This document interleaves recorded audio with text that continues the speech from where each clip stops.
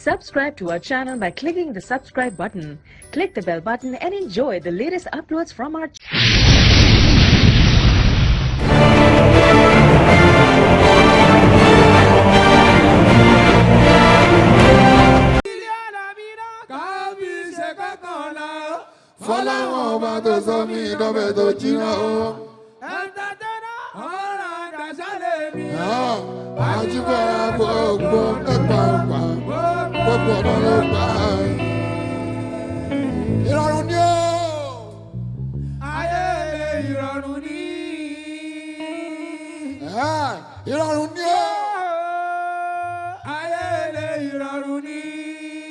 ìrọ̀rùn ní gbogbo tèmi gbogbo tí n bá ti wí gẹ́gẹ́ bí màá jí kárí kó sì dúdú.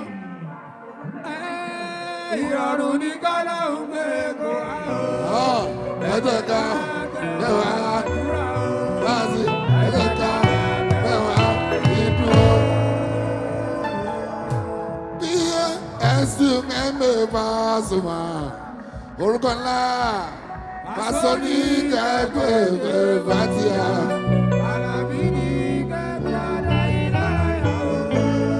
Wọ́n ní kò sí slogan wẹ́jì rí pọ̀.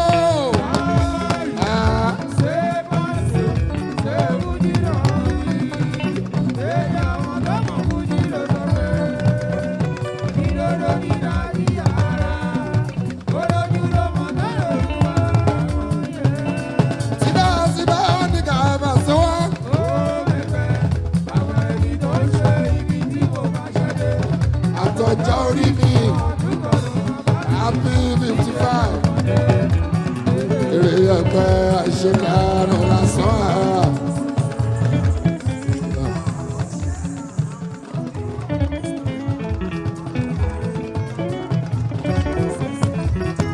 Alawiye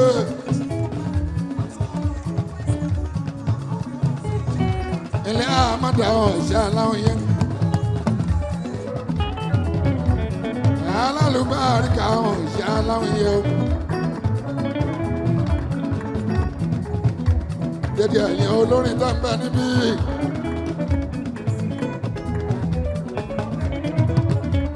Alawiye Amada. Alálùbáríkà. Ọkọ̀ bàṣírí mi rúkà yàtù.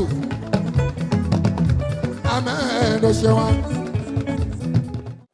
Àdúrà ló lè ṣe. As part of Alhaji Wasiu Alabi Pasuma music. Tí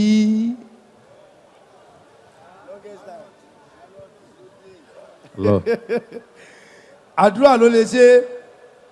Let me quickly in 10 minutes kí n gbàdúrà fún wa and to declare this lovely occasion open. Béèyàn gbà pé Ọlọ́run ń bẹ, Ọlọ́run wà. Béèyàn ò gbà pé Ọlọ́run ń bẹ, Ọlọ́run wà. Wọ́n wá ní kí Ọlọ́run máa ń jẹ because àwa ń jẹ yán, à ń jẹ ká, à ń jàmàlà. Bẹ̀tẹ̀ Ọlọ́run kì í jẹ yán, kì í jọkà, kì í jàmàlà. Kí Ọlọ́run ọba máa ń jẹ ọpẹ́. La in shakartum la azidannakum wa la in kafartum inna adhabi la shadid. Ọlọ́run ní anybody tó bẹ́ẹ̀ ti lè mọ mú ọpẹ́ wá, ó ní oore rẹ̀ máa pọ̀ sí. Ṣùgbọ́n ẹni tó bá ṣàìmoore òun lè dá láàmú. Tí a bá wo the essence and the importance of this occasion, it's just to give thanks to God Almighty on behalf of our friends, our brother, our favorite, Alhaji Abdulwasi Alabi Pasuma Wanda, on his 55th year's birthday. It's not so easy. But whosoever God Almighty has bestowed this kind of lovely blessing on must be highly thankful to God Almighty. Tí o bá mọ̀ pé tiẹ̀ náà tọ́pẹ́ lónìí, ẹ jẹ́ ká wí lẹ́ẹ̀mẹ́ta fún Ọlọ́run wípé Alhamdulillah, Alhamdulillah, Alhamdulillah, Rabbil Alamin. Pasuma Wanda, congratulations to you. I'm here to pray for you and to pray for the audience, for your friends, your fans, everybody. Pasuma Wanda, he has more than just fans, but he has a lot of supporters. ọ̀pọ̀lọpọ̀ àwọn olórin wà fans nìkan ni wọ́n ní supporter. Pasuma Wonder is an exceptional personality. Alhaji ní fans, wọ́n ní friends, wọ́n dẹ̀ tún ní supporter. Kéèyàn tó lò 55 years láyé àánú ni o, and let me assure you of this. Ẹsẹ̀sẹ̀ bẹ̀rẹ̀ ni o, ẹ máa lò ó pẹ́ pẹ̀lú dáadáa. Àmín. Mo kí gbogbo wa, pàápàá jùlọ àwọn ládéládé tó wà níjókòó. Èmi àmì Ọlọ́run, èmi náà lọ̀rẹ́ àwọn àfáà, èmi náà lọ̀rẹ́ àwọn ọba, èmi náà lọ̀rẹ́ àwọn ọ̀tọ̀kùlùlù. Kábíyèsí ikú yà mí kù, kábíyèsí ọlọ́tọ̀ ẹ̀mí yágùn dáadáa. Àmín. Kábíyèsí oníbà ẹkùn Ọba Suleiman Raji, mo kí yín púpọ̀. I salute your highness. It's my pleasure to share a seat with you tonight. Everybody, gbogbo ẹ̀yin ọ̀jàkọ̀jàkọ̀ tẹ́ wà níbí, T-Pumpy.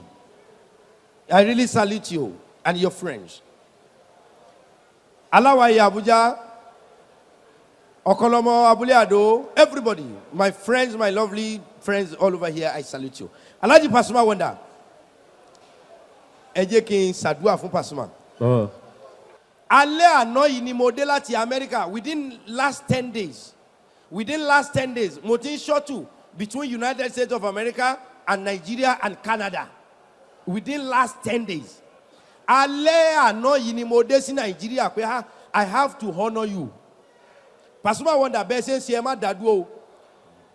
Ẹni àlùbáríkà níyín ẹ̀ẹ́dẹ̀ ní parun láéláé. Àmín. Ẹni ìbùkún níyín ẹ̀ ní lọ sẹ́yìn láéláé. Àmín. Bí ayé bá ń jáyé bí ọba jáyé mọ́, ìbínú Ọlọ́run ò ní sọ̀kalẹ̀ lórí yín. Àmín. Gbogbo ẹ̀yin tẹ́ ń bá Pasuma Wonder ṣiṣẹ́, màmá wọn, ẹbí wọn, àwọn ọmọ wọn, gbogbo ẹ̀yin olólùfẹ́ Pasuma Wonder, lẹ́ni mo declare àjókòó yìí open. Gbogbo oore tó ti wà lọ́ọ̀kì nínú ayé kálukú, Ọlọ́run á declare yìí open. Àmín. Ẹlòmíì wà ń bí lẹ́ni, ó ń suffer lọ́nà tí ò yẹ kó suffer. By the grace of God Almighty that bestow on me, I declare this occasion open. Right from today, all the glory in your life, the blessing in your life that has been locked up, I declare it all open. Àmín. Inshallah bi qudratillah. Àmín. Pasuma Wonder, ìfẹ́ yín la ní tá fi wá síbí. Alhaji, ẹ máa bọ̀ lókè bí mo fẹ́ fa ọwọ́ yín lọ́wọ́ káka Fatiha ẹyọ kan. What we believe so much in is Surah Al-Fatiha. Masha Allah. Seyi Tinubu, Jagaba, Alhaji máa bọ̀ wá sókè. Gaba, is Gaba here? That's my lovely friend. Shino Oluomo is here. Sino is my friend. T-Pumpy is here. Samilari is here. Pasuma Wonder, gbogbo ẹni tó wà ń bí lẹ́nu. Èmi ò, because ẹlòmíì wà ń bí sà. Ó pa ìbànújẹ́ mọ́ra láti wá bá yín yọ̀ ni. Gbogbo ẹni tí ìbànújẹ́ ń bẹnu ayé ẹ̀ láti ẹ̀ lọ, kí ìbànújẹ́ rẹ̀ ó di nǹkan gbàgbé. Àmín. Kí ogun ẹkún, ogun òṣè, ogun gbèsè, ìdààmú, ìnira nú ayé rẹ̀ kó di nǹkan gbàgbé. Àmín. Láti ìsín lọ, kí ìbùkún Ọlọ́run wá oníkálukú rí. Àmín. Àṣẹ tó wà lára mi tí wọ́n fi ń pè mí lámì Ọlọ́run kí ó manifest nú ayé oníkálukú. Àmín. Nǹkan tó o bá fẹ́ k'Ọlọ́run ṣe fún ẹ máa dàníyàn. Ọya máa wí dàníyàn bọ́lọ́hun rẹ sọ̀rọ̀. Lásìkò yìí má ṣeré mọ́. Dàníyàn tó fẹ́ k'Ọlọ́run, we will recite Surah Al-Fatiha. Ní tó bá dùn ọ́ ni kò sọ fọ́lọ́hun. Alhaji Pasuma Wonder, ọba kan wà, ó ń jáde káàkiri, Alawiye Ahmad Alalubarika. Ọba tí mo sọ yìí, ó wá rí oko kan, oko yẹn dáa, the farm was very excellent. Ó wá ní kí ẹrú òun kó lọ já èso kan fóun kóun mu. Nígbà tó rí oko ńláńlá, nígbà tó rí a very beautiful farm. Ẹrú ọba yẹn wá débi oko yẹn, ó wá já, for example, ó já ọsàn mẹ́ta, 3 different orange. Aleba, I salute you. Powerful PA, Deji Odunola, I salute you. Rocky White, CEO, I salute you. Ma Daniel lọ. Sọ ti ń dà. Ẹrú ọba yẹn wá já ọsàn mẹ́ta, ó wá fún ọba. Ọba wá kọ́kọ́ hó ọsàn ẹyọ kan, ó mú, ọsàn yẹn dùn. Ọba yẹn wá rò nínú ẹ̀mí rẹ̀ wípé pẹ̀lú oko ńláńlá tó dára yìí o, máa gbẹ́sẹ̀ lé oko yìí, máa gba oko yìí lọ́wọ́ ẹni tó ní, torí èmi ọba ni mo ní ìlú, èmi ni mo dẹ̀ ní àṣẹ. Ó mu ọsàn yẹn. Ó tún ní kí ẹrú òun ọba òun já ọsàn ẹlẹ́ẹ̀kejì nínú mẹ́ta. Ìgbà tó mu ọsàn ẹlẹ́ẹ̀kejì, ọsàn yẹn korò. It was very and awesome bitter. ọba yẹn wá ń bi ẹrú yẹn pé ṣé lórí igi ẹyọ kan náà kọ́ ló ti já ọsàn mẹ́tẹ̀ẹ̀ta ni ó ní bẹ́ẹ̀ ni sá ó ní wá ìtẹ́lẹ̀ yìí wá dùn tí ẹlẹ́ẹ̀kejì korò ẹrú ọba yẹn ní kábíyèsí bóyá kẹ́ ẹ wo ẹ̀mí yín wò because ẹni tí ẹ̀mí rẹ̀ bá ti korò ayé rẹ̀ máa korò nǹkan tí Pasuma enjoy ìléni ni wípé Pasuma Wonder's heart is very beautiful, is very sweet, is very excellent. Ẹni ọkàn ẹ bá ti dọ̀tí ayé rẹ̀ máa korò. Tí Ọlọ́run bá ń kẹ́ ọ̀rẹ́ yín ò lò ràwọ̀ yín ìgbà lónígbà ń lò. Ọba ò lè mú ọsàn yẹn ó jù nù. Ẹrú ọba ní bóyá check mind yín bóyá nǹkan tẹ́ ń rò ní ò dáa. Ṣé ẹ mọ̀ pé ọba yẹn dẹ̀ ti rò ó pé òun máa gba oko. Àní àkọmọ̀lá. Ọba yẹn bá tún rò pé ọ̀dà mi ò ní gba oko yìí mọ́. Ìwọ ẹrú mi bá mi já ọsàn tó kù ìyẹn bá tún já ọsàn fún ọba mú ọsàn yẹn lọ́sàn bá tún dùn. Kábíyèsí ni ọsàn eléyìí mọ́ dùn ó dẹ̀ sú ọ̀pẹ lórí igi ẹyọ kan náà ló ti já ó ní bẹ́ẹ̀ ni ó ní wá ìtẹ́lẹ̀ yìí wá dùn ó ní bọ́yá nǹkan kan wà lẹ́mìí yín tó korò tẹ́lẹ̀ tẹ́ ẹ ti tún ṣe. Kábíyèsí ni bẹ́ẹ̀ ni mo ti rò ó pé màá gba oko yìí lọ́wọ́ ẹni tó ní tẹ́lẹ̀. Let me tell you the frank truth. If you are still in doubt, or if you are still in confusion like someone is using your glory, I urge you, hold on to prayer. God is there for you. What will be, will be. No one can take what belongs to you. No one can take your possession. God is God. God is mighty. God is powerful. God is everlasting. God is able. Ẹni yòówù tó bá ti gbà pé Ọlọ́run lè ṣe tòun, Ọlọ́run máa ṣe tiẹ̀. Ṣùgbọ́n tí ọkàn rẹ ò bá dáa, ó máa le fún ẹ díẹ̀ o. Díẹ̀ ni tẹ̀ṣẹ̀ nínú ayé wa. Ẹlẹ́ṣẹ̀ ni gbogbo wa. Ọlọ́tí mọtí, oní àìdánsá ìdá onírọ́ ń parọ́. Ṣùgbọ́n aláàánú lọ́lọ́run. Pẹ̀lú àìdá rẹ tí ọkàn rẹ bá sì mọ́, Ọlọ́run lè wò ẹ́ ṣe. Tó o bá kírun jù bẹ́ẹ̀ lọ tọkàn rẹ ò bá mọ́, ìbínú Ọlọ́run ló ń kọ lẹ́tà sí. Ẹ tún ọkàn yín ṣe káyé yín ó lè dáa. Ọlọ́run ní ọjọ́ kan ń bọ̀ ẹnìkankan ò ní lè déwájú òun o. Illa mani ata Allahu bi qalbi salim. Àfẹni tí ọkàn rẹ bá mọ́, tún ọkàn rẹ ṣe káyé rẹ ó lè dáa. Àmì Ọlọ́run wí eléyìí náà for today and I'm leaving back to America. God bless you all. Al-Fatiha. Bismillahir Rahmanir Rahim. Alhamdulillahi Rabbil Alamin. Ar-Rahmanir Rahim. Maliki Yawmiddin. Iyyaka na'budu wa iyyaka nasta'in. اهدنا الصراط المستقيم صراط الذين أنعمت عليهم غير المغضوب عليهم ولا الضالين. Ọpẹ́lọpẹ́ rẹ lọ. Ọpẹ́lọpẹ́ ìyìn Ọlọ́run. Ayọ̀bá yẹ́mi ọba dààmú mi ṣùgbọ́n ọpẹ́lọpẹ́ ìyìn Olúwa o.